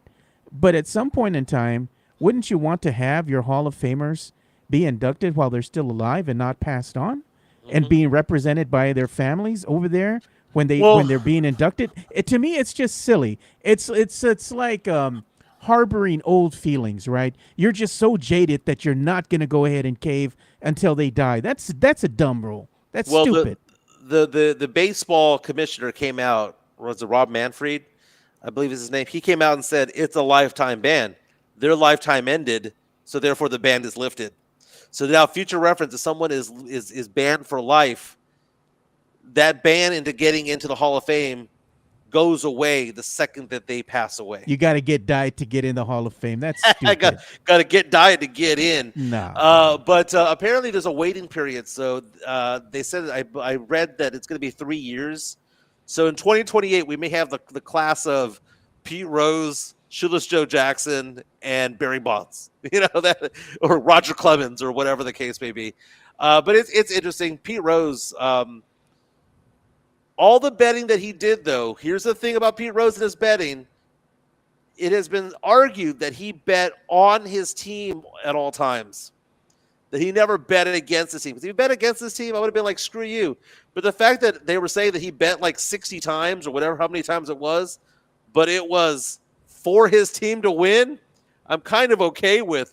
And you mentioned the betting that goes on in games right now. You go to the Phoenix Suns games. Did you know that in Phoenix, they have kiosks where you can place bets in real time at the stadium, and then you can do it on the app while you're there, man. So it's funny. Let's give some love to Jeff Garcia from Locked On Spurs and Ken's 5 for that daily Spurs content. I'm going to be on Locked On Spurs tomorrow. We just taped that episode, so we're looking forward to that. But here's some love to Jeff Garcia from Locked On Spurs. Locked On Spurs is your daily Spurs podcast, hosted by Jeff Garcia, the lead Spurs writer for Ken's 5 San Antonio. Jeff has a healthy plethora of guests all the time on the Locked On Spurs podcast. You can also follow Jeff on threads at Jeff G. Ken's 5 SA. You can also follow Jeff on Twitter at Jeff G. Spurs Zone. So make sure you go ahead and give Jeff a follow not only on threads and Twitter, but also on YouTube at youtube.com/Jeff /@Locked On Spurs. This is where you're going to be able to find the replay of the Locked On Spurs podcast. Make sure to like, subscribe, and share. That's right. More than 7,000 subscribers on YouTube. I will be on tomorrow. We did a good job talking about Ace Bailey versus Dylan Harper, and that'll be on tomorrow's Locked On Spurs. Dallas Mavericks have announced today, according to ESPN, and as reported by Jeff Garcia at Jeff G. Spurs on Twitter, Threads, and on Kens5.com, that Dylan Harper will probably go 2 or 3. Cooper Flagg obviously going to go number 1 because the Dallas Mavericks said that they're not going to trade that pick. They're going to keep that pick and draft Cooper Flagg whether he likes it or not. Joe, we got to talk some pop culture, and I'm going to let you take the lead on this. Okay. Our girl Salma Hayek, who, by the way, her real last name's Jimenez, for those of you who don't know that, is going to be in a swimsuit for Sports Illustrated's 2025 cover. She's the cover girl, Joe. How excited are you on a scale of 1 through 10 of this happening? If you go through the Twitter pages, there are some photos of her on there. She is 58 years old, if I'm not mistaken. I'm all for it, man. I mean, what's wrong with her, bro?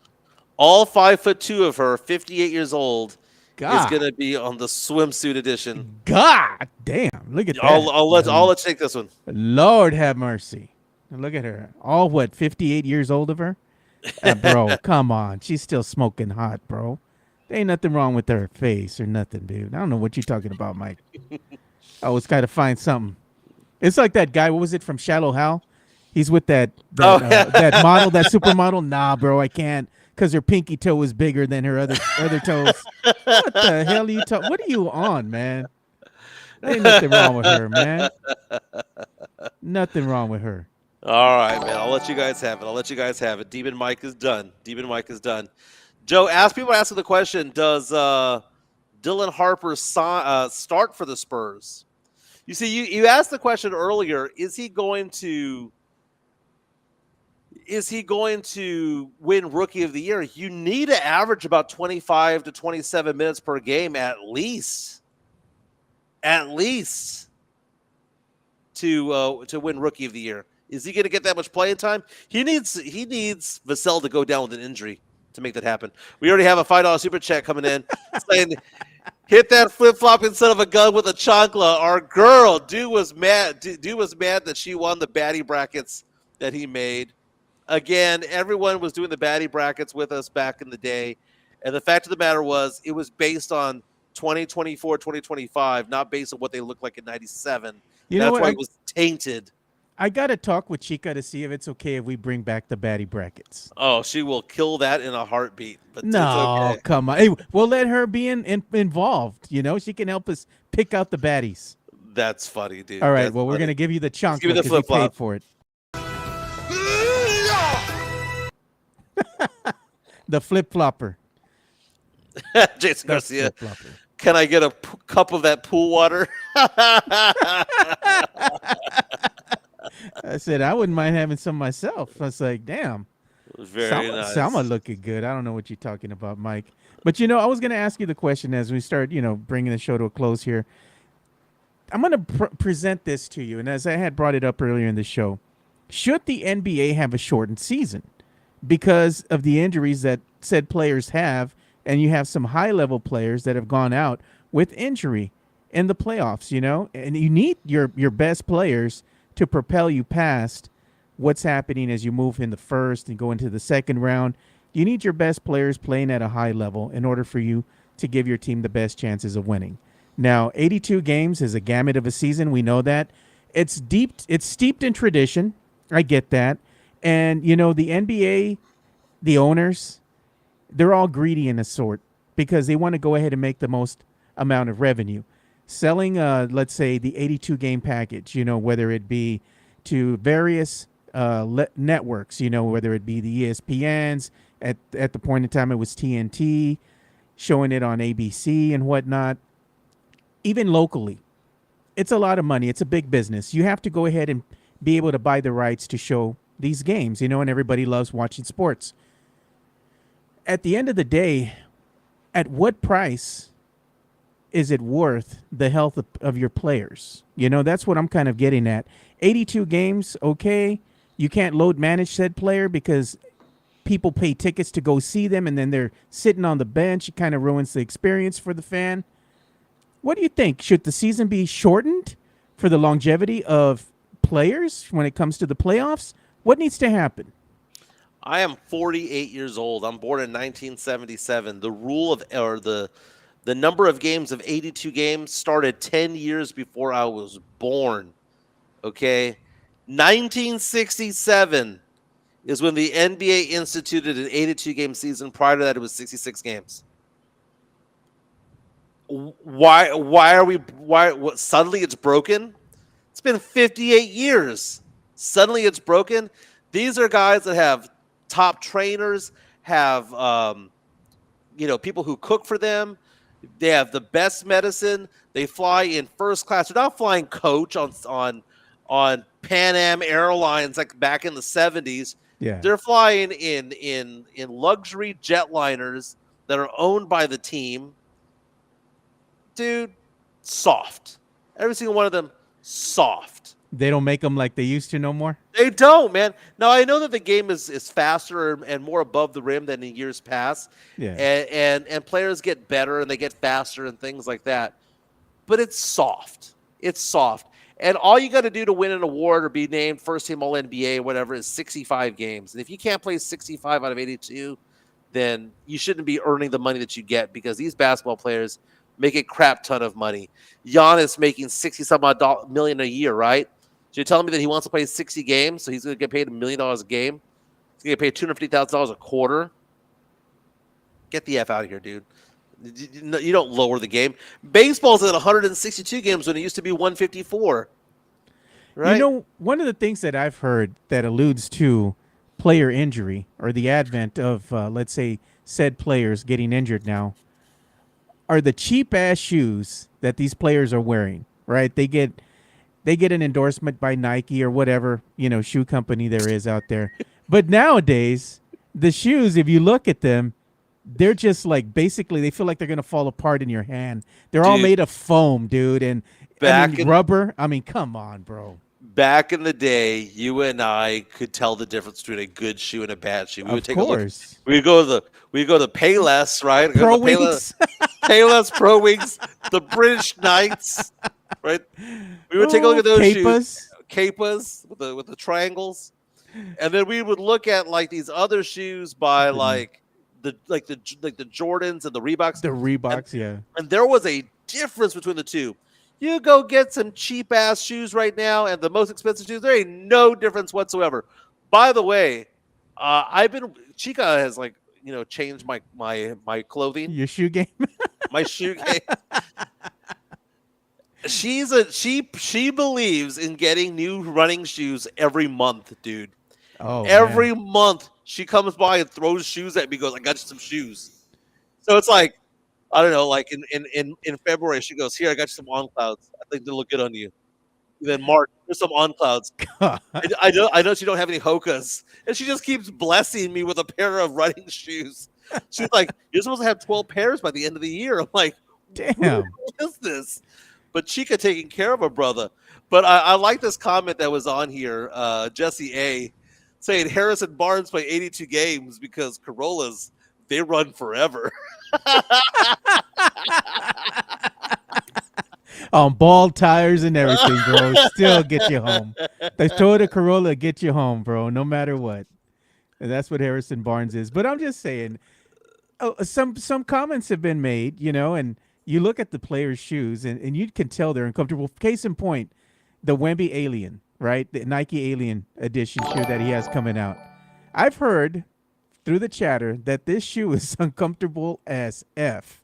I think Elias has a pair of them, and he said he had to change out the insoles just so they could be wearable. It's like they're not built for function. They're built for look, and they're putting these things on their feet, and they're getting Achilles injuries, ankle injuries, all sorts of injuries, and everybody's all, let's look at the kicks. Let's see what they're wearing. but these shoes are freaking ass, dude. Like Hmm. it's not the same anymore. They're light, and in order to get so light, they have to be made out of plastic. Basically, you light a match to those things, they're gonna go up in flames. We got another incoming super chat here from Jason Garcia. Yeah, He it says, says, go ahead. "No, he's saying Joe, we need to have a back in the day counter for Mike.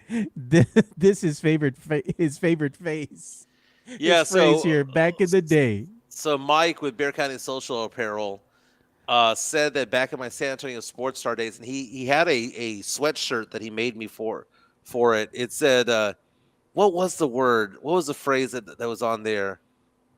Fact of the matter is, or here's the thing. Yeah, Those were my comments. I say okay a lot. I say your name. I say, hey, Joe. I say your name. That's more of a nervous tick than anything else. yeah, Because it's kind of funny. It's kind of a trip that you and I do this show, Joe, because here's the thing. You and I plan this show out 12 seconds in advance. Like when you see the timer, go on. So if you want to know what Joe and I do, there's no phone calls before the show. There's no No. text messages. There's no nothing. There's me plugging into the computer and going, hey, okay, good morning, Joe. And Joe goes, what do you want to talk about? I'm like, and I'll mention a couple things. I'll say, like I told you today, I said, hey, Jonathan Gavani has a Dylan Harper video, if we can get that. Cool. All right. What do you want to talk about? Cowboys? Cool. Let's go. And then the show starts. And it used to be where I used to always plan things out. But now we just go with it, dude. We just go with it. And it's a fun time. And it's been a pleasure doing this podcast. The super chats, Joe reinvests them into stuff to make the show better.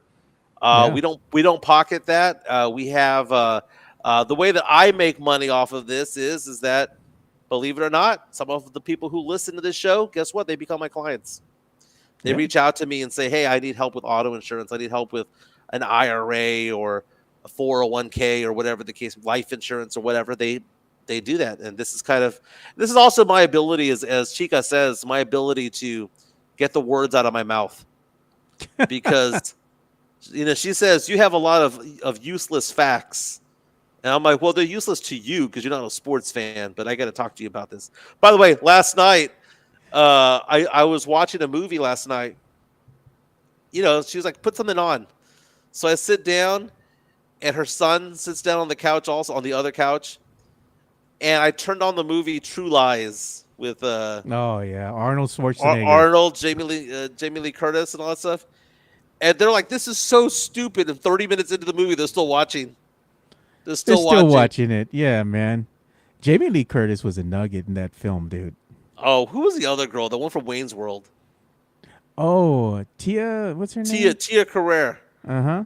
Yeah, dude. She's now in her 60s now. She's now in her 60s, man. She can still sing, though. She just sang the national anthem. I don't know if it was this season. That's in the NBA right. Or was it last year. She sang it, dude. She still got pipes.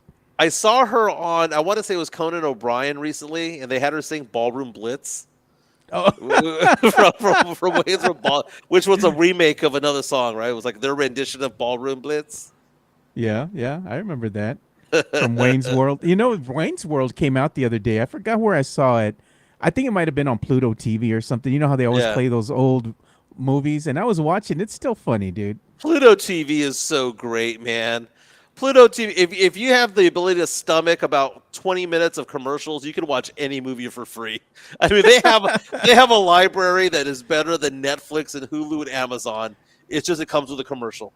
By the way, Arnold Schwarzenegger movies, dude, they don't die, dude. It's so funny. His career is amazing. One of the not the worst, but one of the movies that I remember watching it's so bad it's good is Commando. Remember when he had his daughter was Alyssa Milano and she gets abducted and he has to go through all this to go get her back and he's fighting this dude wearing chainmail and crap at the end. I'm like, what the hell's going on? What's happening, man? It's one of those movies, and it's an 80s action flick, and the music is so stupid, dude. We were mentioning Wayne's World. Mike Myers is going to be part of the Diddy trial somehow or another. He's implicated in something. Did you hear what's going on with the Diddler, dude? they went ahead and got his old girlfriend up there on the stage, and she's very pregnant right now. Yeah. And some of the stuff she was saying that he made her do, oh, this dude's a freak, man. The diddler, man, he's going away for life, dude. I doubt that he's gonna go ahead and even get to the prison cell. I don't know if he's gonna make it. I don't know if he's gonna live through this, bro. I think they're gonna find him died somewhere. Oh, I know. He'll be swinging someplace because he already looks old, man. He already looks like he's aged 30 years since he's been out there. I like this comment from Mexican Junior. Sally Field was hot and Smokey and the Bandit. Where the hell did that come from? Hey, he's not lying, dude. She was hot in that movie, man. I'm looking it up because I remember that being true. I mean, She was, dude. It's Remember her as Gidget from back in the day? That little Yeah. beach. It was a beach series that she did, and her name was Gidget. my favorite blooper of Smokey and the Bandit is Burt Reynolds when Burt Reynolds forgets his line, and then she says that line to him, and he's trying to riff off of it, and she goes, "That's your line." He goes, "Oh," and he goes, "Say it." She goes, "Say it," and they're going back and forth like he got confused by it all, and he goes, "No, we're just going, babe. Let's just go with this. Just riff with this." And he wanted to ad lib like a whole scene, and she was wanting to sing the script. It's so funny, man. A Mexican Jew saying Commando is awesome. Time for you to blow off some steam. Time for you to blow off some steam. When he's when in True Lies when he's hovering over the skyscraper and he shoots the terrorist who's attached to a missile. Oh God. He shoots him through the building and he goes, "You're fired." Was Arnold like the best at the one-liners in his movies? He was. There's a scene at the end of the movie of True Lies where the family is back together and the phone call is about to come on and Boris and Doris I think is their code name. Yeah. But before that they're playing like a board game or something, and Arnold laughs at his daughter, and the look that he gave was the most evil, ugly looking laugh I've ever seen in my entire life. I was like, "What the hell is this?" But good times, man. Good times. Good times was something that I used to always say at Sports Star. And the people who used to do the coaching out of California and Oregon, they would say, "Jimenez, you got to cut down your good times like 3 or 4 times. At least cut it in half." So, but no, I can say good times as many times as I want. I can say Joe as many times as I want on this. You know what I was going to tell you, Mike? I think what we need to do is we need to go ahead and have a poll, right? We need to have like almost like a tourney, right? For some of the best 80s action films, right? We put them together in the tourney and we get down to the final 4. Now, do we do this by division? Like we narrow down Arnold's 4, Sly, Stallone's 4, Bruce Willis's 4, right? That might be something, man. I think we're onto something here. We should do that, especially we have our fan bases of a certain age, and everybody has watched said films. So why not gonna do a tourney about it? Because you do have like Terminator. You can put Predator, Conan. The Barbarian. Yeah. I mean, Commando. Cool. You know what I mean? Dude, I don't think I mentioned this on the show yesterday. I'm pretty sure I haven't mentioned it this week. This weekend, Chica's weird like me because I didn't watch movies growing up. She only listens to certain types of music. She only listens to R&B and country. Rock music, she does not listen to any of it, Joe. Not the hair metal? Rock, no hair metal, no grunge, no new metal, no Rat, no Poison. Nothing. Jackal. So she makes fun of me because we start driving down the street. We drive from San Antonio to Houston, San Antonio, back and forth. And if I drive, I put on my Spotify, and she looks at me and she goes, "Man, Michael, you like way too much music, like too many different genres of music." She wants to hear Keith Sweat like 24/7, right? Like R. Kelly. What about Luther Vandross? Skinny Luther or Fat Luther? SWV, TLC. She's all about that, right? Babyface, all that. I'll bounce around from genre to genre. So I'm playing a song, and she's like listening to the lyrics of this one song, and she goes, "Huh, that was a very like strong song. It was a song by Linkin Park." So there I am in the year of, as Mike Taylor would say, the year of our Lord 2025, introducing Chica to Lincoln Park, She right? like it? She thought it was interesting. So I play a different song. She goes, man, this guy is like in pain. What's the next song? And the next song. So we listened to like 5 songs, Breaking the Habit, In the End, Numb. We're listening to all these different songs. And she goes, Michael, these songs are all cries for help. Is he okay? It's like he committed suicide about a decade ago. She's like, no shit. He was over here crying the entire time, and now I can't listen to Linkin Park without thinking these are all cries for help. Because in the end, it doesn't even matter. Chica, man. She ruins everything, dude. She's like, is he okay? No, he got died, dude. He got died. God, she ruins even the films. We're watching our films. Was it that one Full Metal Jacket? She's yeah, she ruined Full Metal Jacket, and she kind of ruined it for Spernandez because Spernandez retired Marine Corps. When we're talking about it, because I showed her, she's like, show me a classic movie that everyone's watched but I haven't watched. And I'm like, oh my god, I'm dating the hot female version of myself. So I put on Full Metal Jacket, and at the end of the whole first act of it all, when Joker goes off or Pyle rather goes off and kills the sergeant, she goes, I cannot believe they treated a special needs guy that way. Jeez. And I was like, what? And she goes, he's obviously special needs. I'm like, no, he's just a klutz, he's just a dumbass. She's like, no, Michael, he's special needs. That's why he was the way that he was, and it drove him over the edge. And now I can't watch the movie. And I told that to Fernandez, and Fernandez was like, well, yeah.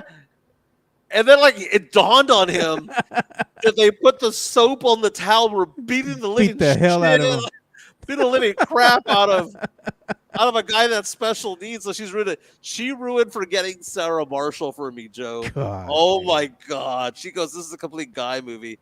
She ruined Forgetting Sarah Marshall because of the one scene where the main character can't perform with his ex-girlfriend because he's always wanted to get back with her, but he's already dating this other girl. And then he's fooling around with her for like about 10, 15, 20 seconds. And then he backs off. And then, they get back together ultimately right at the end of the movie. She was,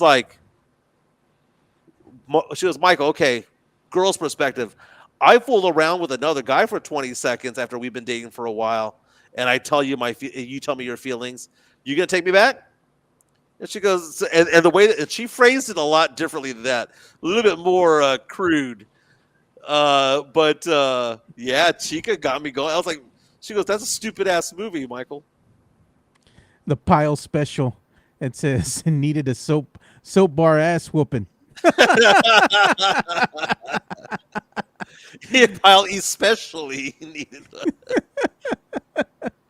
Jonathan C. asked me if I saw Get Into the Greek. Yeah, when you start tripping, you rub the furry walls. I can't watch it anymore because that's P. Diddy, dude.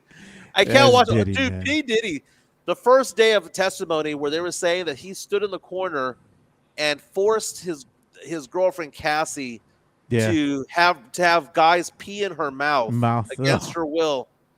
Dude, I would kill P. Diddy myself. There's some people who don't deserve to be on this world, and he's one of them, dude. Yeah. And if we find and I can't listen to his music, man. Like R. Kelly, I mean, if our Bump and Grind comes on, I might listen to. Who was the worst, R. Kelly or P. Diddy? P. Diddy by far. Who deserves? What level of hell do they deserve to burn in, Mike? Special levels of hell. I was listening. I was listening to Bobby Brown while driving. It was that song "Humping Around." Ain't nobody humping around. And then Chica looks at me and goes, "Well, because he was doing that, Whitney offed herself." Jeez, bro. Wow. Yeah, man. But listen, when we have our get-togethers and Chica goes. You're gonna see, man. She don't play, dude. She's funny, man. She's brutally honest. No, Chica's a lot of fun. She always wants to make sure everybody's doing okay. She goes around everywhere and hangs out with everybody. And before you know it, like I'll be standing at the bar getting a drink, and all of a sudden she's just right next to me. You know, I'm just there standing waiting for my drink. She's like, "Hey, what's up?" I'm like, "Oh, where did you come from?" Remember when that girl wanted to fight her at the The bathroom. our party in the bathroom? What happened, dude? It was just like, I mean, she told us what happened, but I was just like, what? What? You all went to the bathroom? You come back? Chica's going to the bathroom. A girl goes after her. Chica's friend, who happened to come with us to the event. Yeah. This was our celebrating 2,000 subscribers. That girl goes and follows. Her friend follows Chica into the restroom because she had an idea that another girl wanted to like fight her, and she breaks it up. Now they weren't throwing down, but she gets in the way and goes, "Go away from her! Get away from her!" And then this girl starts jawing at Chica, and Chica is oblivious to it all. She's like, "What? Like, what do you like? Why are you yelling at me? What's going on?" And then finally, the girl comes up to me and says, it was a gay couple, lesbian couple. And she goes, "My girlfriend was checking your girlfriend out and it pissed me off." And I was like, well, what does that have to do with her? Go get mad at your chick. Don't get mad at Chica. Chica literally went from our table to the restroom, didn't stop and say hi, didn't smile, didn't do anything. Just walked to the restroom and almost got into a fight because that other girl was checking her out and her girlfriend got pissed. Oh, look, we have an incoming super chat from Jason Garcia. Reference to the diddler. He says, the U.S. government goes after you if you have oil. Iraq, Kuwait, Diddy. Because they're referring to the baby oil. Baby oil. God, can you imagine? What did they find on those hard drives, on all those, computers and laptops and stuff, thumb drives that they pulled from the Diddy compound, dude? We'll probably never see the light of day, but I bet it was very incriminating for him. Imagine being Diddy and having to watch videos of the freak-offs in public. Oh, because they're going to show them in the they court. have to, man. They have to. It's evidence. You know, the stupid thing is that they gave him a plea deal, right? I guess if he had pleaded guilty to some of these offenses, maybe he would have been eligible for parole in 30 years or something, 30, 40 years. But now, because he turned down that plea deal, they're going after him, dude. He ain't going to sniff the light of day probably for the rest of his life. He's going to be in prison more than likely for life, for the rest of his life, even if it's 30 years, something like that. I mean, how old is he now? I mean, the life expectancy for someone of Diddy's caliber when you're in some type of a prison here, it doesn't bode well for him. How old is P. Diddy? He's got to be at least 60, right? He's got to. And you putting him in there for 30 years. I mean, he can get died in prison, bro. Sean Combs, born in 1969, so he's 56. 30 years? He's going to be 55. Almost 90? He's 55. Okay, he's going to be almost 90 by the time he's going to be getting out. He's going to be died, dude. Mario Cavaz's asking the question, does Chica know you call her Chica, or do you call her do I call that for short? Because you forgot her real name. Oh, well, shh. She wants it to be known as just Chica. Chica, okay. FYI. Yeah, it's one of those things where she's like, I've said her name before, but anyway, she would much rather it be known as her being Chica. Chica, okay. Because she doesn't want I don't know, certain things to happen or whatever, and you never know who's listening or watching or whatever the case may be. So, but I do like to church her name up. I church her name up though when I say it. When I see her in person, and she's like, "Why do you say my name that way?" I said, "I don't know. I just like the way it sounds."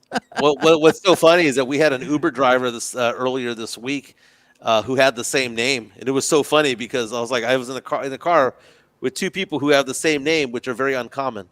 That's kind of funny. Yeah.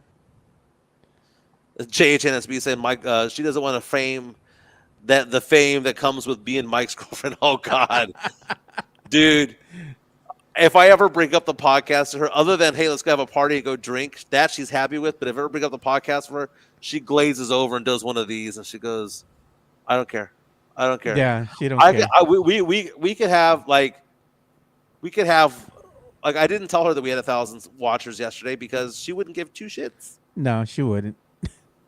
She She just wants to have fun. Like if we hang out, she's like, let's go drink, let's listen to music. Well, dude, she's been texting me throughout the whole show about like, hey, what are we doing? What are our plans for the rest of the summer? How much money do we need to save and all that stuff? And I'm like, I will text you after the show. But it's funny because I can see what she's asking because she likes to budget. And she basically says, I need to know how many days I need to work. I need to know how much money you need to make in order for us to live the life that we want to live and do the things that we want to go to. She's like, are there any concerts that we're going to? Are there any, what are we doing? And we live within those means. We have good means, but we live within them. But very nice. But again, my number is 210-508-0369, 210-508-0369. Text me, call me if you have any needs for insurance or investments, 210-508-0369. If you don't like your agent, you want a new agent, or if you got your auto or homeowner's insurance through your online, you can, for free, attach an agent to it. Give me a call, 210-508-0369. Mike will sell you anything from insurance as long as it doesn't start with an F. Yes, no Farmers, no State Farm, no Farm Bureau. Everybody else I pretty much have. So very, very cool. Everyone have a fantastic day. Again, we learned today that Dylan Harper has an awkward-looking three-point shot, but they go in. We got to see some video of Ace Bailey. We had a good old debate about the Cowboys taking on the Chiefs on Thanksgiving Day. Salma Hayek still a baddie at 58. Chris Leha, if you follow him on Twitter from MCS General Contracting, he posted all the photos. So you don't have to go search him. Just go find Chris Leha on social media, and he has them all on his page. Everyone have a fantastic day. Hit the like button on the way out. Share what we do. And Joe, most importantly, and those watching, most importantly, Spurs in 5. We'll see you boys tomorrow. Peace.